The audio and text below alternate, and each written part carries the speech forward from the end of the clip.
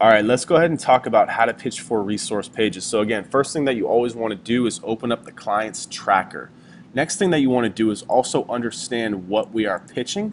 So if we're pitching, the conversion rate optimization guide, make sure you give it a quick read through just to understand what we're pitching and to make sure that we've got the right prospects in here, because sometimes there can be a disconnect between link prospector and outreach. So again, always understand what we're pitching and where we're pitching it to. Let's go ahead and just open one of these up and see if we can send a pitch. So this one here is 60 epic resources for starting and growing your e-commerce business. So okay, 60 resources, we can probably pitch them for inclusion in here. It's definitely worth the effort. So I've got the email template here open. Always make sure that we've got it saved as a canned response.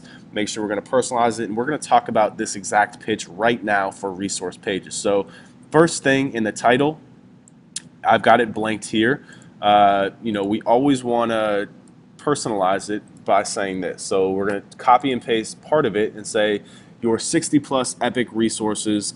I can take that out as redundant guide. Then what we're going to do is personalize the email name. So let's see if we can find out who wrote this. Written by Rob. So here's his name right here, Rob. So hey Rob, I came across your guide, and then we're going to take the URL here, copy and paste. I came across your guide. Here's the URL so they know that we're talking about it, and I wanted to give you a quick pitch. I have a really great guide that I think would fit in perfectly and your audience would really enjoy. And then it says insert our URL. So we're going to take the client's or our URL and we're going to stick it in here.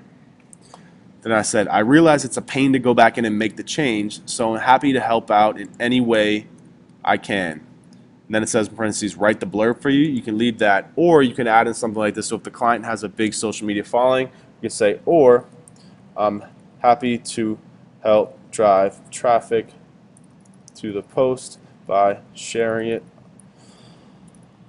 it on our 10K plus Facebook fan page. Again, we have to make sure that the client actually has this, or you have it. Whatever additional value pitch you can add in here, add that in there, add their email address, and then send it. And then obviously come up here and record, so we can say pitched 11/13. And then we're going to go through and just do more and more and more and more again.